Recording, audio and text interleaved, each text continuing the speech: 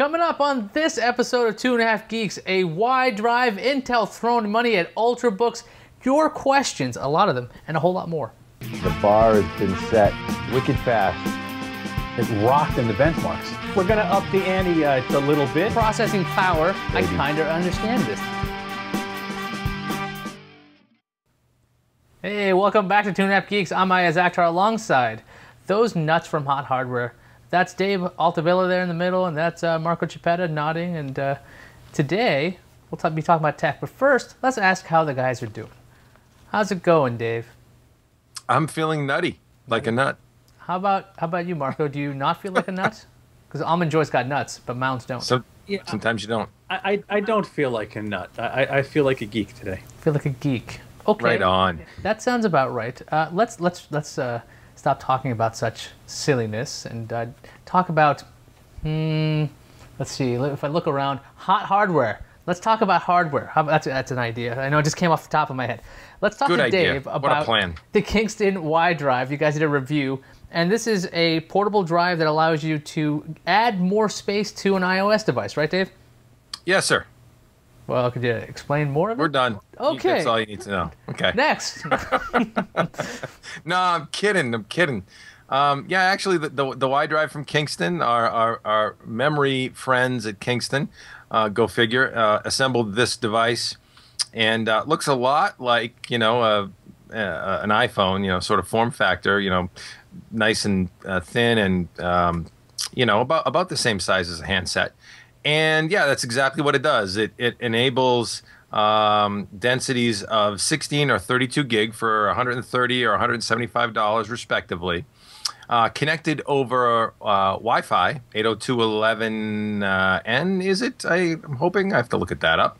But yeah, so 802.11 Wi-Fi connection to any iOS device. So that's iPad, iPod, or iPhone. Now, it's only to iOS because it uses an application. Is there an application for Android or any other kinds of phone? And also, could you access it on your network?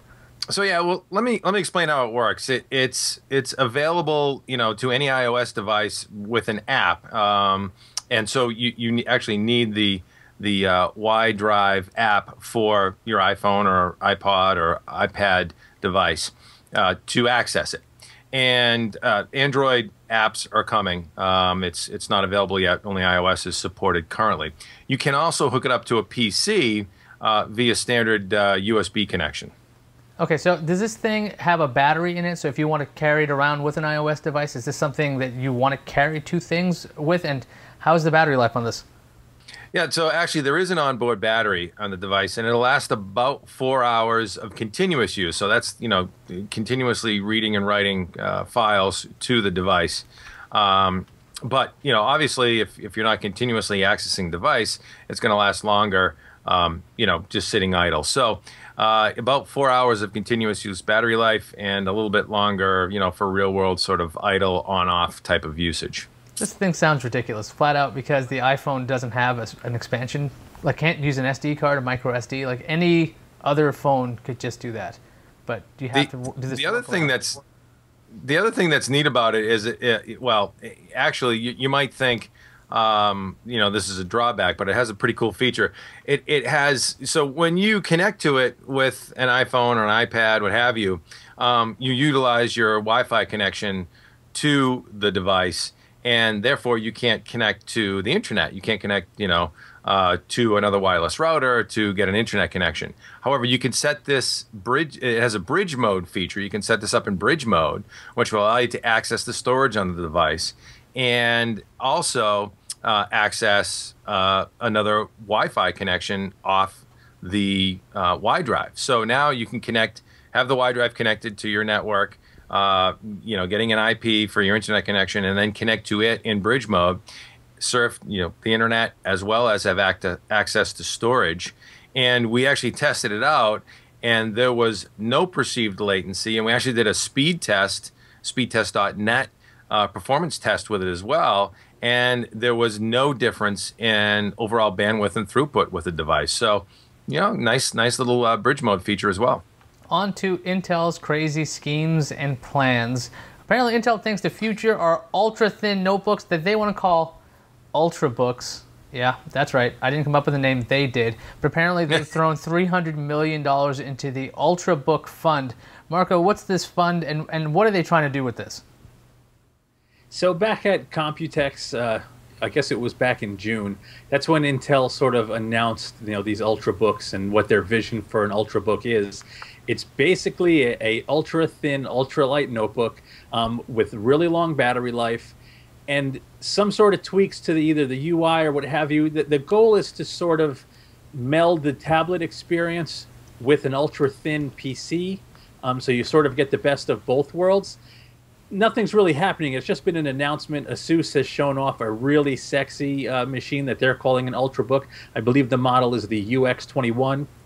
So what Intel's going to do with this fund, as you mentioned, they're going to invest $300 million, a third of $1 billion, into companies that are working on technologies that would enhance the Ultrabook experience. So whether it be, some sort of battery technologies, UI technologies, basically anything, even, physical enhancements, some sort, and any sort of technology that's going to enhance the Ultrabook. Intel has $300 million to throw around to try to help those companies out. Now, wasn't Intel behind the mobile internet device craze, the MID, that nobody seemed to care about? I mean, is this something that Intel, can they really control the form factor? I mean, Microsoft tried it with the tablet PC. They tried to push that. Microsoft also tried the UMPC. Intel, they've tried MIDs. I know that the trend is to move to these ultra-portable notebooks, but can Intel actually affect change with this kind of funding? Do you think that's possible? I think so. I think a lot of... See, my theory is that touch interfaces aren't quite there yet, especially on form factors, say, larger than a tablet, or I think the phones have it pretty good. So I think there's still a lot of movement that's going to happen in that space. And if there's these smaller companies that need some funding to kind of push their technology forward and have something ready sooner rather than later, I think Intel can help some of these people. Yeah, of course. It's a separate arm of the company. It's Intel Capital. It's really a venture capital division within Intel that's going to invest in multiple companies. So I think, yeah, there's lots of stuff that can happen. People developing new materials. It may not be necessarily strictly for the Ultrabook market, but if there's a company that is developing, say, a new lightweight, a heat-resistant material that may work well in an Ultrabook, that's a company Intel might invest in as well. It's kind of, this broad-reaching fund, and, where it goes is anybody's guess. I just think it's cool that Intel's throwing that much money around in this kind of economy. We'll see if there's any tangible goods that come around. Hey, Dave, do you have any tangible things that you're working on? Anything in your labs, I don't know, SSD or some awesome speakers, anything neat? No, I'm just sitting around eating bonbons. Okay, that's good. So I'll go raid the lab myself and see what else I can find. I'm lying. I'm working too much, actually. In my possession right here is the Lenovo IdeaPad Tablet K1. Try not to glare the screen there. And yeah, this is a pretty cool little device. It is a standard 10.1-inch Android Honeycomb-based tablet. NVIDIA Tegra 2 dual-core chip on board. Gig of RAM, 16, 32, or 64 gig of ROM. It does have a micro SD card slot, not a lot of ports. You've got the proprietary sync and charge port, docking port, headphone jack, stuff like that. So, nothing really special about it. The screen's decent. It has a nice rubberized coating on the back here that's actually, I like it a lot. It's actually one of my favorites. And it's relatively light. It's 1.65 pounds. Not as light as an iPad 2, and definitely not as thin, about 13 millimeters thin. But what I really like about this device is what Lenovo did with Honeycomb. It's a standard 3.1 Android 3.1 Honeycomb installation. There's some little features that Lenovo added to add to the accessibility and the usefulness of the OS. It's not just, oh, here's another little, music app or something like that. It's actual UI tweaks that make this tablet interesting. Anything else roaming around in your labs beyond the IdeaPad? Well, yeah, but let me just try and show this. Maybe I can get it on camera. So I'm gonna get this right up to the screen. You see this is the Android taskbar, or essentially the multitask pane, where you see here on the bottom of the screen, the left of the screen, you've got a number of apps fired up. There's 4 apps fired up. Now in Android 3.1 and Honeycomb, you know, those you can see the apps that are running, and you can just, you know, tap on an app and go to that app quickly. It's nice. But what you see here in the Lenovo, this is the little stuff again that I'm talking about on the IdeaPad K1. You see the little red X's? Yeah. You can actually kill an app now from that view, from that task, you know, app manager view. And so you can just click the X and kill it, which is the way it should function. If you know, if Google was, you know, put their thinking caps on, you know, you can pull up and switch to an app real quick, but you can't just quit out of an app. It's still running in the background. You have to go kill it manually through the app manager and the settings control panel, which is cumbersome.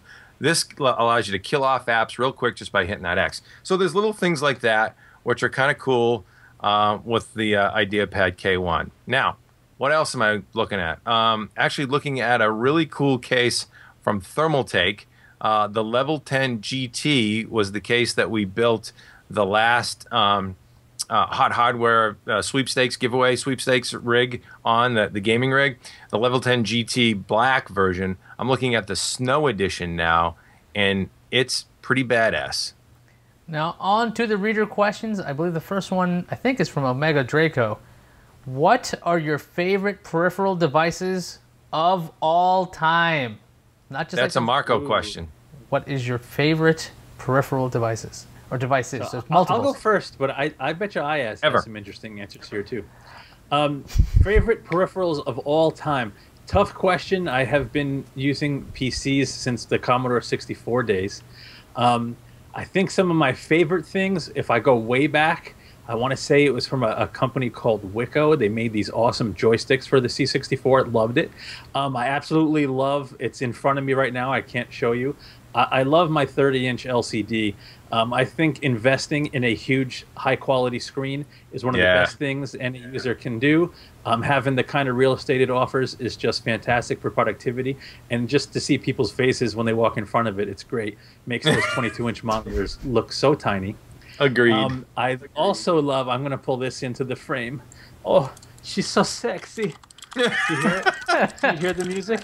Okay, what is it? The music. This is a the racket. This keyboard is from a company called Ducky. It is the 9008 G2 Tiger Year Edition. It was a limited edition Cherry MX Blue keyboard with black laser engraved keycaps. It's going to not come across well on video.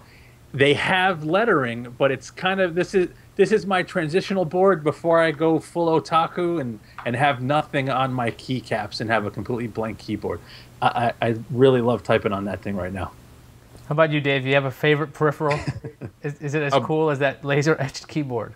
A blank keyboard? How are you going to type on something with that? I mean, I know I don't look at the keyboard when I type now either, but occasionally you need a little reference point. You can go blank keycaps? Yeah, it's called skill, buddy. Yeah? Oh, okay. You know, I would say lately it has been my... it actually helps the quality of this webcast. It has been my... I'm going to pick it up now. My blue USB microphone, high-quality mic. Now, I'm turning it away from you now so you can't hear me so well. But it's what gives us decent audio quality here for the webcast, and that's not easy to come by. I mean, we went through a few different devices to get, you know, decent audio quality, to get something that sounds, you know, like you're in the same room with the person. And I like this blue Snowball mic. It's kind of cool. It's got that chrome finish. Little red light tells me I'm on air, and I play radio guy. It's fun. For me, it's got to be something really simple. I'm looking right at it. It's my Microsoft mouse. It's like the $7 one. It is cheap. It's got a scroll wheel. When that first came out, that scroll wheel thing, I was like, that's pretty freaking cool. I loved that. Okay, that was a simple thing. I was just like, this is that. Well, a scroll wheel, because I was like, you used to click and you used to drag, and I'm like, this took forever. I'm like, scroll wheel. And then I've seen like the Logitech ones that actually have the inertia. I'm like, that's really neat. I really love that. But that's like a favorite all time because that's made it very convenient for like my entire, just using a computer in general. On top of that, I love scanners. Just in general, scanners. The idea that you could take paper and move it into a system and get rid of the paper.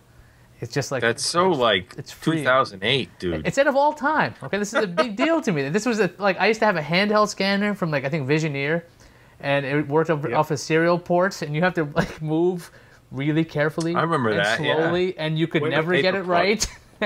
I just thought of something else I was so fond of. Can I interrupt you both? Yes, you can. Oh my God, my Obsidian X24, the dual Voodoo 2s on a single board. Everybody remember that? Oh, I miss my Obsidian X24. Yay! Those were the days. Sorry. My last one's got to be the Wacom tablet. When I learned I could draw on a computer without paper. Again, I used to do a lot of paper stuff, and to have the Wacom tablet, I was very happy about that. You're very artsy fartsy, huh? I'm a creative type. Go figure. Let's move to the second question from RR Play. What I would like to know is a bit of your forecasting about some of the tech advances like SSD and sheer CPU/GPU processing power, as what has previously been mentioned, quote, as to blowing the doors off the way things are going to be happening. Okay, I've read that word for word. So I hope that made sense. RR Play, yeah, baby. You know, that's a great question, asked in a very creative way. And I would offer that, yeah, these are two areas that excite both Marco and I. I mean, if you think about what's the slowest, bottleneck, the slowest component in your system, it's the storage, generally the storage subsystem. And I think what's happening with SSDs is an amazing, you could say evolution from hard drive to solid state, but really revolution the way it's accelerating in SSD. I mean, if you look at the hard drive guys, they've gone just crazy density, evolution. But in solid state, we're really talking about orders of magnitude sort of performance increases here on a regular basis. And I think what's going to happen in terms of the future for SSDs, I think we're going to see fewer bridged interfaces like SATA. I think we're going to see the native interfaces come to fruition across, the mainstream much more so in the future, so that PCI Express is a direct bolt attached on. We've got PCI Express edge, cards, plug-in cards now that the manufacturers are coming out with, and that's sort of an in between. But I think get rid of that SATA interface, bolt flash memory right up to PCI Express interface. I think you're going to see more of that. I think you're going to see different iterations of that. There's a new SATA spec out there now, SATA Express, which is this melding of SATA 3G or third generation SATA 6G, 6 gigabit per second with PCI Express. I think you're going to see a continual, migration and sort of intersection of the technology, so that we get right down to the bare metal, to the solid state flash, and performance is just going to hockey stick. It's going to keep going. I'm excited about that. That's what really turns me on, is some new SSD device hitting the lab. Another question from RR Play. The basic gist of it is, why are you guys covering gadgets so much lately? I mean, hardware's, you're thinking processors, you're thinking some serious desktop stuff, and you guys are all like cell phone-y now. What's up with that? Marco, you want to handle that? Yeah, I will handle that. So we're covering lots of gadgets right now simply because gadgets are freaking hot right now. That's where a ton of the activity is right now. If you look at our traditional, if you go back 10 years when we were just covering core PC components, that's still our bread and butter. We still love that stuff. That stuff is still super sexy. But the movement is a lot slower than it is right now in the mobile space. There's new tablets, new phones, new OS releases, just all this cool stuff happening in the mobile space. And if we're not covering it, I think we're doing a lot of you guys a disservice. So to be able to cover it all, I think is great, but we will absolutely still focus on a lot of the core stuff. We're still, hooked up with all the big OEMs, and we're going to bring you stuff the day it launches whenever possible. So I hope you like the additional coverage, and we'll leave it at that. Speaking of hooking up, are any hints of any contests coming up, perhaps? Yes, we can hint. Only hint at this point. We are going to be pulling together the components of yet another custom-built HH rig. I think we're gonna talk about that, Marco and I, in terms of the resources we can pull together. We're not sure what the architecture looks like yet. You know, what the base processor and graphics components are. But stay tuned, because we will be holding yet another sweepstakes where folks can enter, and through participation and being involved in the site and the community and conversation at HotHardware.com, you can win yet another killer gaming rig that will just blow the doors off of your friends' systems and create a lot of bragging rights, like Lamar Bowen has right now with his killer gaming rig that he won, our winner last contest. And of course, you can find all that information on HotHardware.com. Again, you can find out everything we talked about at HotHardware.com. Or if you want to go around the web, because I know you guys are like, this site's great and everything, but sometimes I want to go somewhere else. But I still want to see Hot Hardware. We got you covered.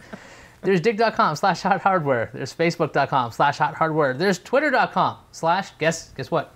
Hot Hardware. YouTube.com/HotHardwareVids for excellent videos, all kinds of product reviews, and you can see them in glorious, moving pictures for creative types like me who likes to look at that kind of stuff. I think that wraps up this episode. Another fine episode, gentlemen. Any words of wisdom before we leave the masses? Don't spit in the wind. Don't take any wooden nickels. I don't know if that was wisdom, but thanks for stopping by.